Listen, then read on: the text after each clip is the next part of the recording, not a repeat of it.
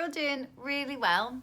I wanted to come on and do a quick tutorial video looking at Surya Namaskar or the Sun Salutations. So this is a series of postures that are linked through breath. They're a great warm-up for the whole body, and I work with them a lot, both in my Tuesday morning and Thursday night classes. And I know, particularly on Zoom, there's not a lot of time to kind of get into the nuts and bolts of sequences like this. And also with the Sun Salutations, there's different levels and different ways of practicing the sequence. So depending on your level of experience or your energy levels that day, you might want a kind of more modified Sun Salutation, or you might want something more dynamic. So I recommend giving this video a watch, just watching it once to begin with, having a look at the different options. And then when you come to class, or if you're practicing elsewhere, you can kind of make the choices of that Sun Salutation that are going to suit you best on that day. All right, so I'm going to start at the front of my mat, coming into the first posture, which is called Salutation. So we bring our big toe mounds together. Might be a little bit of space in between the heels. There's a micro bend in those knees. I'm just going to gently draw my tailbone down ever so slightly so that pubic bone, pelvis area is in neutral. The shoulders roll up, back and down. There's broadening across the collarbones and the palms face forward. If there's any issues with the lower back, you can also stand with the feet hip distance apart. It can be a little bit softer, but traditionally we bring those big toe mounds together. From here, we inhale, sweep the arms up overhead, gaze to the thumbs. Exhale, micro bend in the knees as you fold the body forwards. Placing the hands on the shins, we're going to lengthen through the spine, lower belly draws in. Exhaling, place the hands flat on the floor, step the legs back to plank. From here, we bend those knees. Keep the lower belly drawing up, body in a straight line. As you bend at the elbows, bring the belly flat to the earth. Come on to the tops of the feet again. Big toe mounds touching, slightly more advanced. Space between the feet allows more space between the lower back. Draw the elbows close to the ribs. Shoulders stay down the back space. Press the pubic bone to the floor as we lift and lengthen through the spine, coming into cobra. And a cobra pose can be right down here, or it can be more lifted up here. You find that back bend that works for you each day. As you exhale, tuck the toes underneath, come through the knees. For beginners, we can hang out here in a child's pose, reaching the hips back to the heels, forehead might rest on the earth. If this aggravates the knees, coming all the way back like this, we can take a kind of half cow, half child's pose, hands reaching forwards. Over time, we might head on up into downward facing dog. Those 10 fingers spread 10 different directions. Lift the knees off the floor, reaching those heels down towards the earth. Loop those shoulders back onto that back space, taking the gaze towards the knees or towards the belly.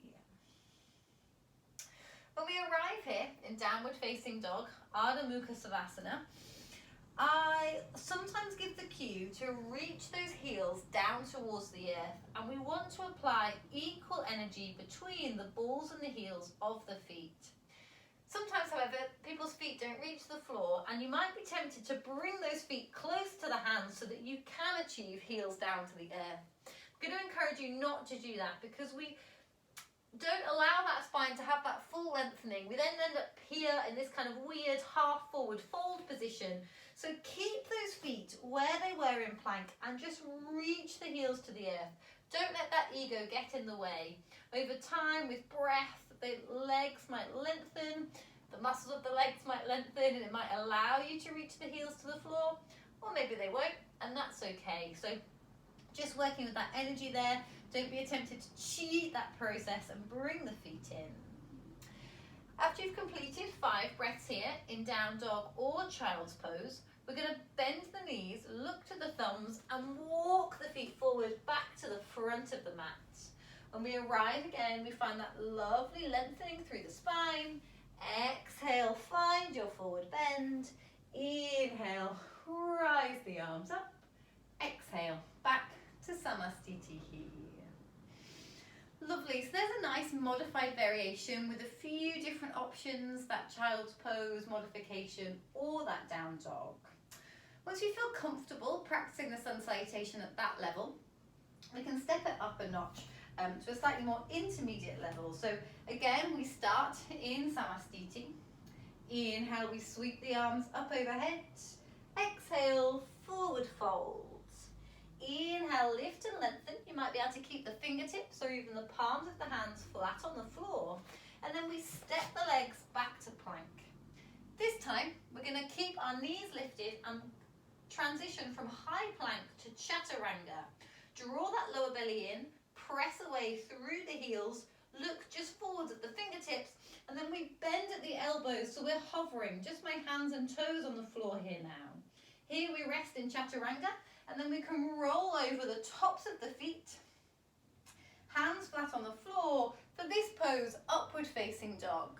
My hips are lifted, my heels, big toe mounds can be connected, or they can be hip distance apart again, but try to keep the heels rolling to the ceiling, not flailing out towards the side. Shoulders reaching up, back and down, and then we roll over those feet again, send the hips nice and high to downward facing dog. While you don't want to bring your feet forward when you get to downward facing dog, you might want to step the feet out so they're hip distance apart. So if you practice that up dog, Urdhva Mukha Savasana with those big toe mounds together, when you get to down dog, just have a little bit of space between those feet, just allowing a bit of opening through the hips and the pelvis, actively rooting the hands towards the earth, lengthening the tailbone nice and high. And once you've completed 5 breaths here, we bend the knees, look to the thumbs, and bring those feet back to the front of the mat. Inhale, lengthen through the spine. Exhale, fold. Inhale, rise the arms up overhead. And exhale, Samastiti here. So there's 2 options, a sort of more beginner, modified and intermediate, and you can mix and match within that as well. So you might do something like your inhale, exhale, inhale, lengthen. You might step yourself back to high plank and then transition to chaturanga, and then you might not be feeling that upward facing dog, so you might let that chaturanga transition to the earth and then retake that cobra, particularly if you have any issues with the lower back, or we need to be careful with this transition, coming from chaturanga and then bringing ourselves forward to upward facing dog. We want to keep those shoulders in that nice open position. We want to avoid those shoulders slumping forwards. So if you were to bring your shoulders forward, there's an imaginary line that cuts now in front of my chest. I want to bring those shoulders back and down, so that imaginary line cuts through my neck. And when I do that transition from chaturanga to up dog, I want to keep my shoulders in this position. I don't want to let them kind of slump forwards like this. So when you're working through that transition, you might decide to do a chaturanga, then lower down, and then find a nice cobra, and then over time be able to build up into that full transition. So there's 2 options there for our sun salutation. The third option, a more advanced variation, involves jumping back into chaturanga and jumping forwards from downward facing dog, Ardha Mukha Savasana. I'm going to demonstrate this one next, and I'm not going to talk it through. To access that more advanced pose, we engage something called bandha. So we have 3 bandhas, according to yogic philosophy and texts. 3 bandhas, and they're 3 energetic centers inside. So there's Mula Bandha, the muscles of the pelvic floor, Uddiyana Bandha, involving our core strength, and Jalandhara Bandha, a lock here at the throat.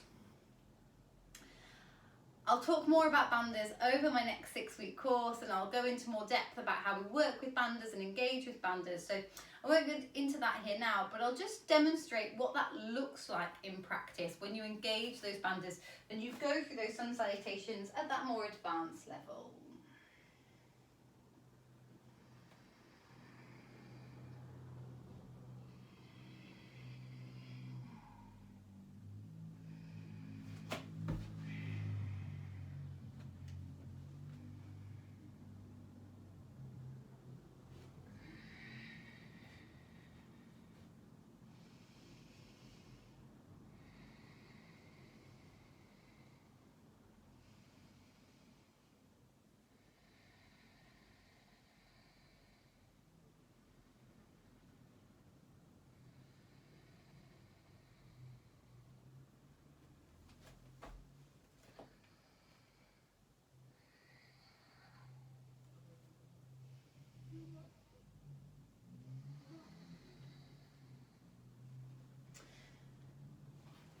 Lovely. So as you can see, there's a bit more kind of dynamic lift in there, and I'm really working with that core strength. I'm really connected to that breath.